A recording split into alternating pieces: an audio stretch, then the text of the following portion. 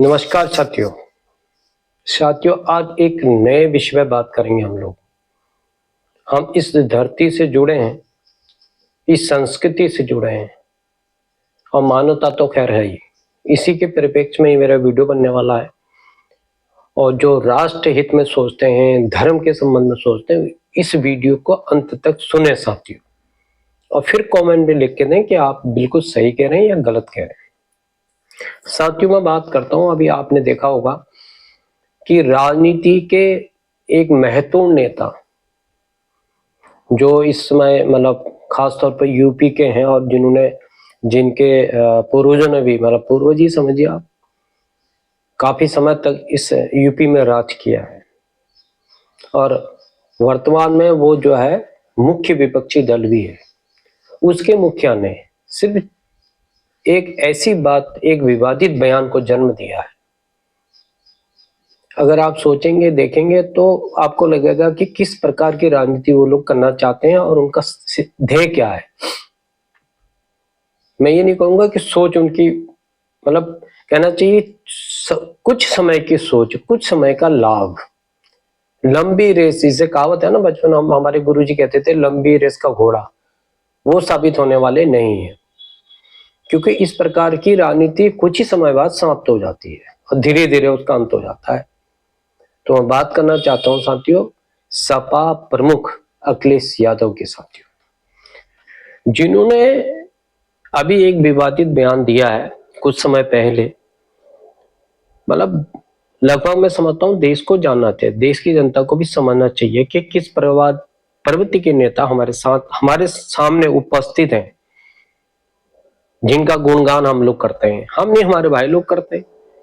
मैं कुछ तो करते हैं, तभी तो शासन किया उन्होंने इतने समय तक। ये विचार उनके पास हैं, तभी तो इन विचारों के समर्थक वाले लोग ही तो उनको समर्थन करते होंगे मेरे ख्याल से, तभी वो शासक बने हैं और तभी उन्होंने शासन किया। तो इनका बहुत अच्छा अनुभव उनके पिताजी को भी था, उनको भी है, मैं समझता हूँ। वो विवादित बयान क्या था साथियों कि मतलब हिंदू धर्म गुरुओं पर टारगेट करो, हिंदू धर्म गुरुओं पर टारगेट करो। वाह, कितनी अच्छी सोच। राजनीति का क्या तुष्टिकरण अपनाया है उन्होंने, क्या फार्मूला अपनाया है, उनको पता है। हिंदू धर्म में उनके अनुयायी कुछ तो हैं ही जो कि अंधविश्वास वाले हैं, अंधभक्ति वाले हैं, उनको ही समर्थन करेंगे। और यही कारण रहा, हिंदुओं पर समय समय पर आक्रमण हुए हैं, उनकी संस्कृति को खत्म करने की कोशिश की गई। आप ये उदाहरण इतिहास देखिए, आपने भी पढ़ा और मेरे ख्याल से हमने भी पढ़ा है। मुगलों ने कई 700 सालों तक राज किया है, कई 100 साल, मतलब सदियों तक राज किया है। फिर अंग्रेजों ने राज किया है, सिर्फ इसी कारण। लेकिन वो भूल गए हैं, सत्य कभी पराजित नहीं हो सकता है। और आज भी हिंदू संस्कृति आप देखो पूरे विश्व के अंदर डंका बजा रही है। पूरी दुनिया में आज जो कट्टर इस्लामिक देश हैं, वहां पे हमारे मंदिर बने हैं। ये कम उपलब्धता है क्या? आप खुद सोचिए, जो सिर्फ है ही इस्लामिक राष्ट्र। तो ये आज के समय पे इस बात को मानना पड़ेगा कि सही सही होता है, गलत गलत होता है, सच्चाई कभी हारती नहीं है। तो उन्होंने जो टिप्पणी की है उसके परिप्रेक्ष्य में मुझे कहना है साथियों कि आपको हिंदू धर्म को टारगेट करने के लिए आपका तो चमड़े का मुंह है, कुछ भी बोल दो आप। कोई भी राजनेता, उसको पता है कि कुछ नहीं होने वाला, मेरा बिगड़ना नहीं, ज्यादा लोग निंदा कर देंगे, इससे ज्यादा तो कुछ कर ही नहीं सकते भाई ना, इससे ज्यादा कुछ नहीं करेंगे, बस थोड़ी सी देर के लिए निंदा कर देंगे, होगी छुट्टी। दूसरे धर्म के नेताओं के लिए वो उनके जो है धर्म गुरुओं के लिए कुछ कह के दिखा हुआ।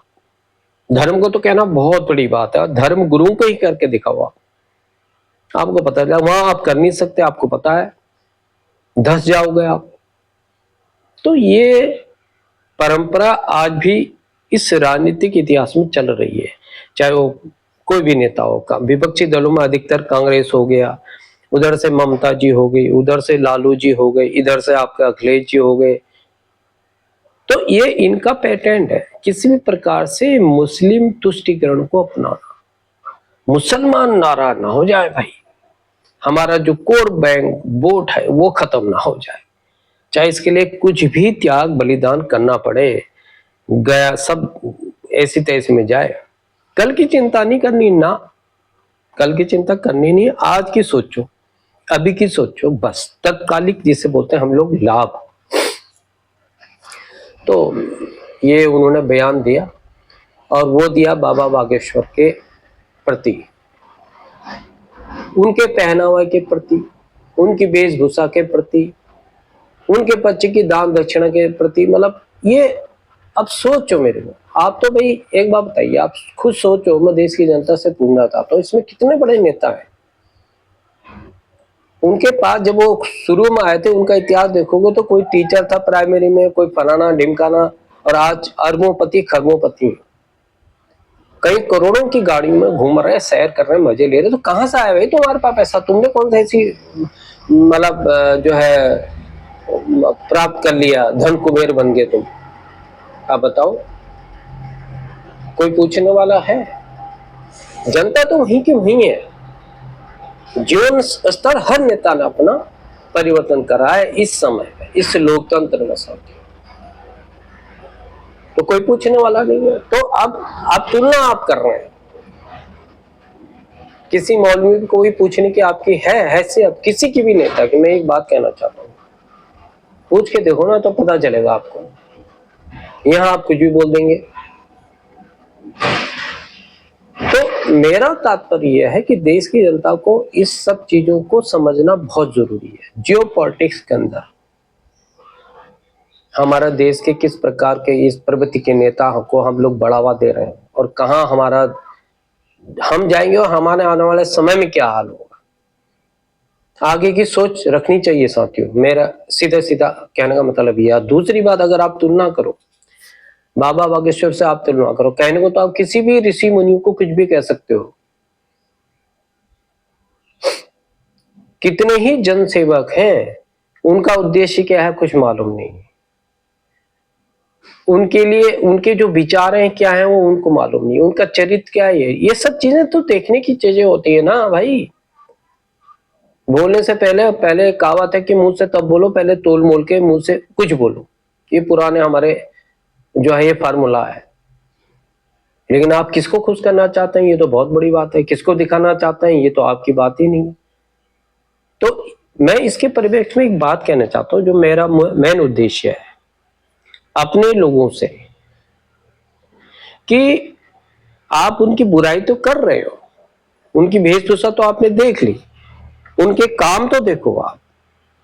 आप तो चलो इस देश के मुखिया रहे हो भाई, आपने ऐसे जन सेवा का कौन सा सैलाब बहा दिया?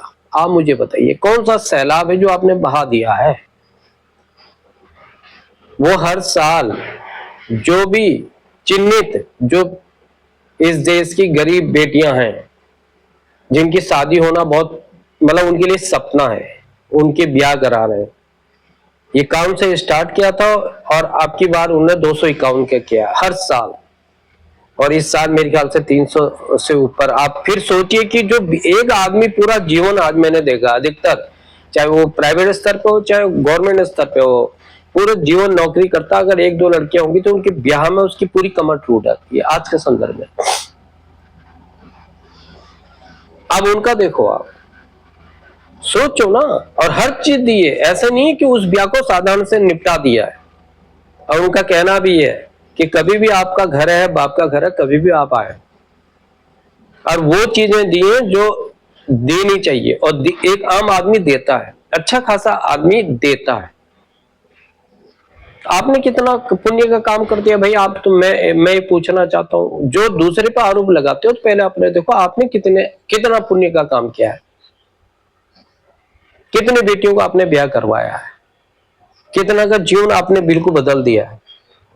तब तो आपने कभी सोचा नहीं। कैंसर हॉस्पिटल बना रहे हैं वो, बताइए आप मेरे को। तो जनता का पैसा जनहित में ही लगा रहे हैं ना, व्यक्तिगत के हित के लिए तो नहीं कर रहे हैं ना। तो आपका काम तो खाली टोपी, किसी का भी जो सिर्फ टोपी पहनना जानता है और बुराई करना जानता है, तो खुद सोचिए कि उसका स्तर क्या होगा। मैं तो सीधा सीधा जनता के ऊपर बात करता हूँ, और हमें बुरा लगा इसलिए हम बोल रहे हैं।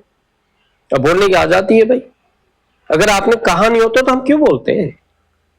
सोचो आप, हम अगर आपने इस प्रकार की भाषा का प्रयोग सार्वजनिक तौर पर नहीं किया होता तो हम कभी भी नहीं कहते, कभी भी आरोप नहीं लगाते, लेकिन आपने किया है, करा है, तो हम बोलेंगे, ये हमारा अधिकार है। हिंदू धर्म को आप चिन्हित करके, चाहे उसकी फिल्में बना लीजिए आप, चाहे आपकी कविता में हो जाए, चाहे आप गानों में गुणगान करिएगा, कुछ भी कह दीजिएगा भैया, तब तो आपकी व्यक्ति की आजादी है। अगर कोई हिंदू नेता इस प्रकार की टिप्पणी किसी धर्म के खिलाफ करने की कोशिश करता, तो आप बस चौराहे पे खड़े होकर उसको गाली बतियाते फिरेंगे। ये सेकुलर नहीं है, ये सेकुलर सिस्टम ही नहीं है। और बनते हैं आप साम्यवाद, पढ़ा साम्यवाद को जानते भी हो भाई, समाजवाद, समाजवाद को समझते भी हो, क्या समाजवाद है बताइए आप? सरकारी धन लुटाना समाजवाद है क्या? बताइए आप। तो कई चीजें ऐसी हैं जो टिप्पणी नहीं करनी चाहिए, मजबूरी है कहना कि आप अगर हमारे धर्म गुरुओं के लिए ऐसा करोगे ना, तो भाई आपको भी किसी न किसी रूप से इसका प्रतिफल तो मिलना ही है। और आने वाले समय में जनता भी समझ रही है, क्योंकि उन पुराने चीजों को याद रखो, पुराने इतिहास को याद रखने की चीज साथियों, फिर ऐसा ना हो कि अपने ही देश में हमको पलायन करना पड़े।